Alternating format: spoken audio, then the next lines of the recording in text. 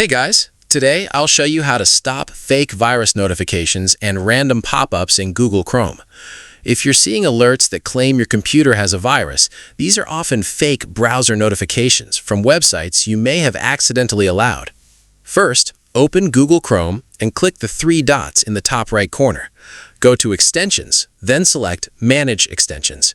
Here, review all the extensions installed in your browser. If you see an extension you don't recognize or no longer need, turn it off. You can also remove suspicious extensions completely. Next, click the three dots again and open Settings.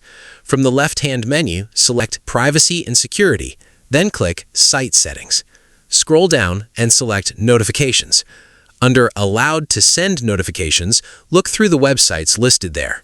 If you see a suspicious or unfamiliar website, click the three dots next to it and select Remove.